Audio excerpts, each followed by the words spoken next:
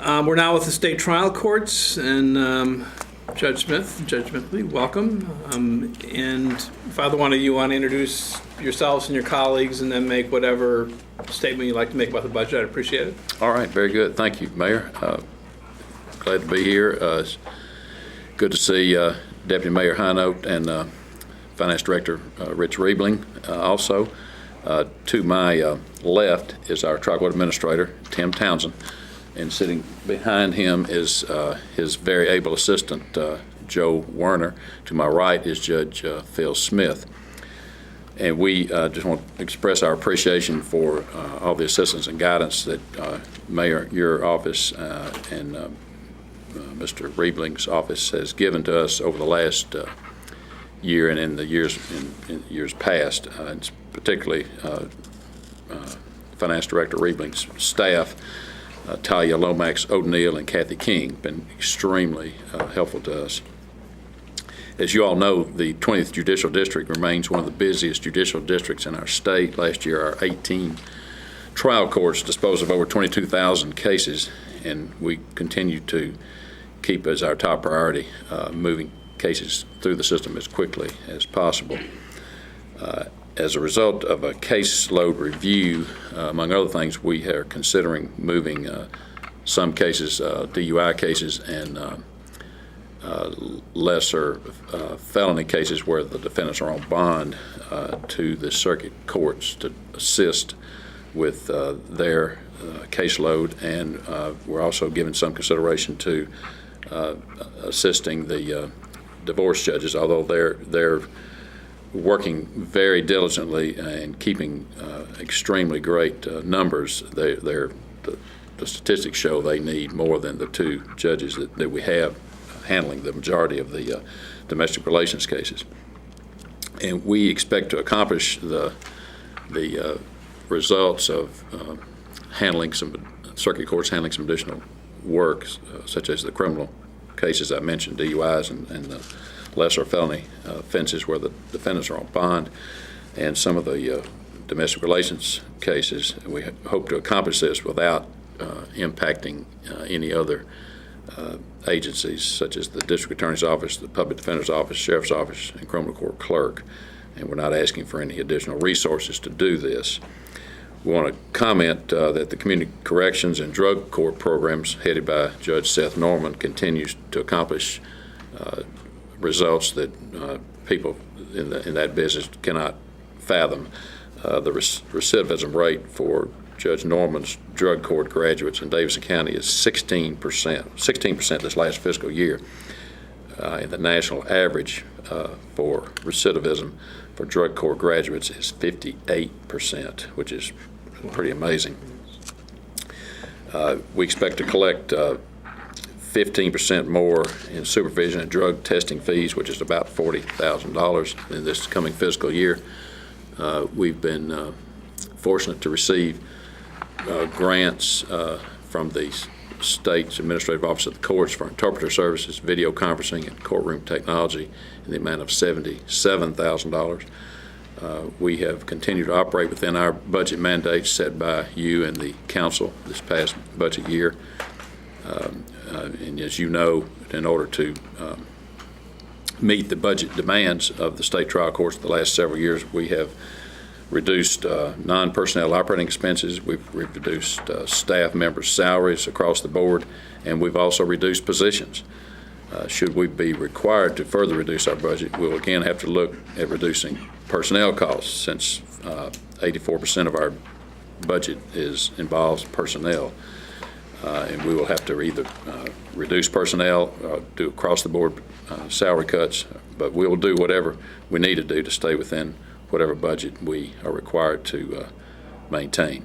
And we know your all's time is valuable. We appreciate your letting us come today and present our position to you. And if there are any questions, we'll be happy to answer them.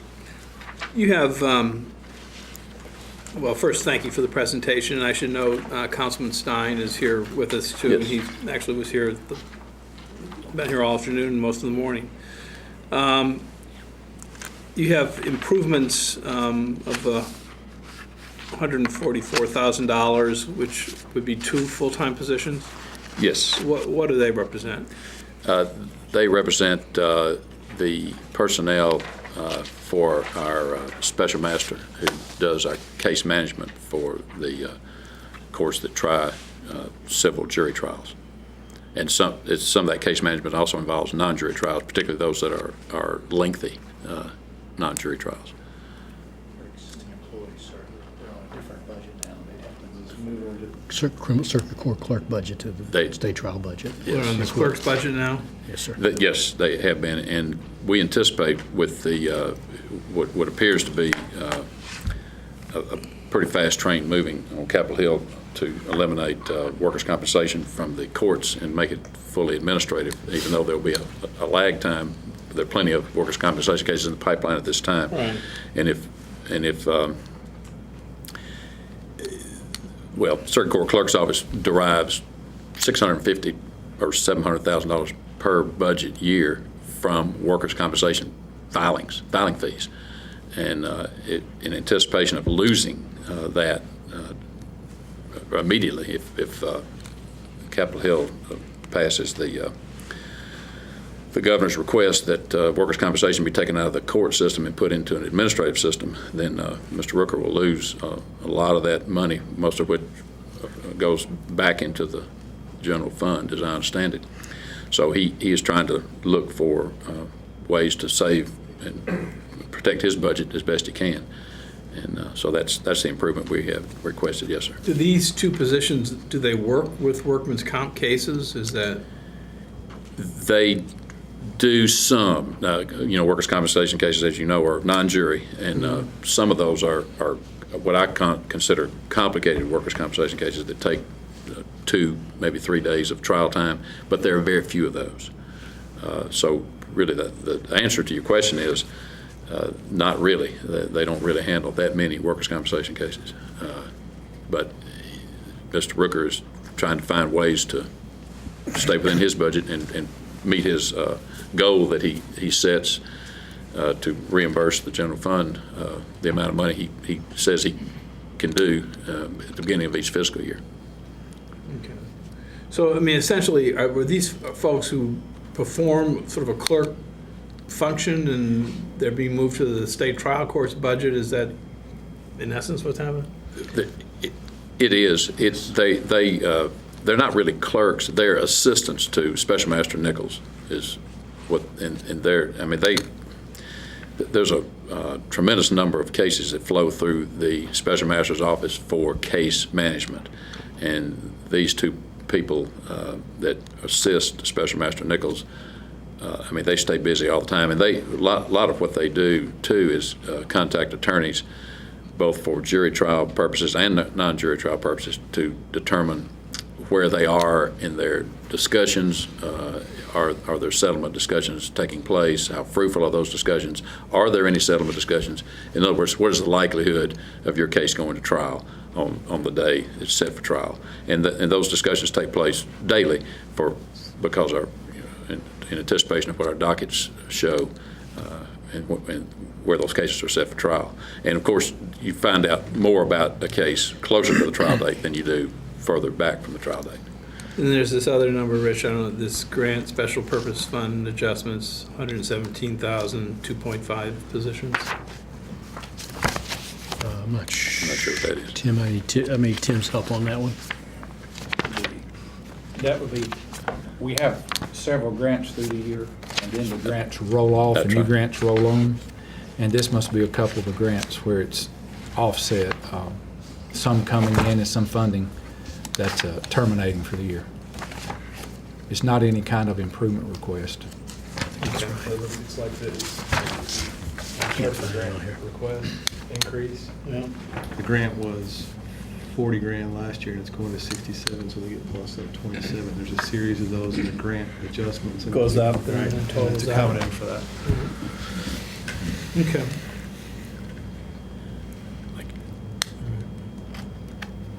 I don't, you have anything? No, I think, as Judge Bickley said it well, I think there's been had great cooperation with the judges and Judge Bickley's leadership, Judge Smith, and with Tim Townsend, so I think it's been a good story, and I think we work well together, and it's been really very well done the last couple of years especially.